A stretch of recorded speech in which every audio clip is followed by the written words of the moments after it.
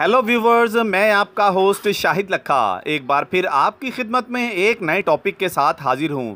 तो viewers, topic शुरू करने से पहले आपसे रिक्वेस्ट करूंगा कि मेरे इस चैनल को सब्सक्राइब कर लें और साथ में लगे बेल आइकॉन के बटन पर प्रेस कर दें ताकि मेरी हर नई आने वाली वीडियो सबसे पहले आप तक पहुंच सके और आप रहें हर खबर से बाखबर। नाजरीन, इस बार आपके साथ एक बहुत बड़ी खबर शेयर करने जा रहा हूं और वो खबर ये है कि मुत्तहदा अरब अमारात के वज़ीर ममलुकत ने ये इंकशाफ किया है कि अरब ममालिक इसराइल के साथ ताल्लुकात कायम करने के लिए अरबों में से बहुत सारे अरब ममालिक बेचैन नज़र आ रहे हैं और अंडरग्राउंड उनके मुज़ाकरात इसराइल के साथ चल रहे हैं।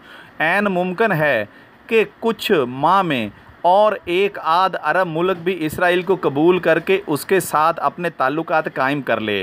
नाजरीन, चलें आपको ये ख़बर भी बताए देते हैं कि मुत्तहदा अरब अमारात के बाद एक और अरब मुल्क की इसराइल से ताल्लुक़ कायम करने की ख़बर मिली है।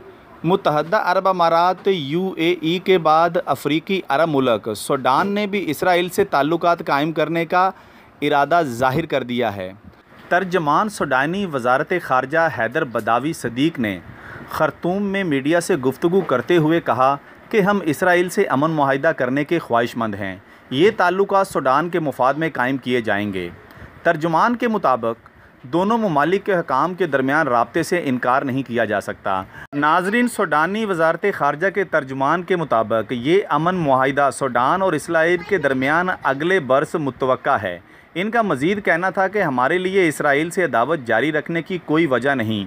मुआहिदे से इसराइल और सूडान दोनों मुस्तफ़ीद होंगे। वाज़ेह रहे कि मुत्तहदा अरब अमारात और इसराइल के दरमियान बाहमी ताल्लुकात कायम करने के लिए अमन मुआहिदा तय पाया है, जिसके तहत इसराइल मज़ीद फ़लस्तीनी इलाके ज़म नहीं करेगा। नाज़रीन, इस मुआहिदे के तहत दो तरफ़ा ताल्लुकात के लिए दोनों ममालिक मिलकर रोड मैप तैयार करेंगे। मुआहिदे के मुताबिक अमरीका और मुत्तहदा अरब अमारात इसराइल से दीगर मुस्लिम ममालिक से भी ताल्लुकात कायम करने के लिए मिलकर काम करेंगे। नाजरीन, इस मुआहिदे की सबसे बड़ी बात यह है कि इसराइल के साथ अमन कायम करने वाले मुस्लिम ममालिक के लोग मकबूजा बैतुल मक़दस आकर मस्जिद अक्सा में नमाज़ पढ़ सकेंगे। नाजरीन, मुत्तहदा अरब अमारात के वज़ीर ममलुकत ख़ारजा का कहना था कि उर्दन या मिस्र की तरह नहीं, बल्कि ये एक बड़े अमन की तरफ पेश कदमी है। हमने इसराइल के साथ जंग नहीं लड़ी है। उन्होंने मज़ीद कहा कि मुत्तहदा अरब अमारात का कोई भी सफ़ारत खाना बैतुल मक़दस के बजाय तल अबीब में होगा। ख्याल रहे कि 2002 में उस वक्त के सऊदी वली अहद शहज़ादा अब्दुल्ला ने बैरूत में एक अमन मंसूबा पेश किया था।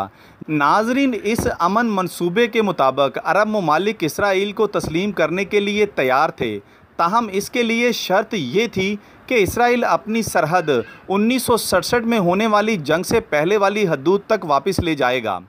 वाज़ेह रहे कि गुज़श्ता दिनों मुत्तहदा अरब अमारात और इसराइल के दरमियान बाहमी ताल्लुकात कायम करने के लिए अमन मुआहिदा तय पाया है, जिसके तहत इसराइल मज़ीद फ़लस्तीनी इलाके ज़म नहीं करेगा और दो तरफ़ा ताल्लुकात के लिए दोनों ममालिक मिलकर एक रोड मैप बनाएंगे। नाजरीन, अगर बात करें अपने मुल्क पाकिस्तान की, तो पाकिस्तान के प्राइम मिनिस्टर जनाब इमरान खान साहब ने एक निजी टीवी को इंटरव्यू देते हुए इसराइल पर वाज़ेह कर दिया कि पाकिस्तान इसराइल को उतनी देर तक तस्लीम नहीं करेगा जब तक इसराइल फ़लस्तीनियों को उनका जायज़ हक़ नहीं दे देता।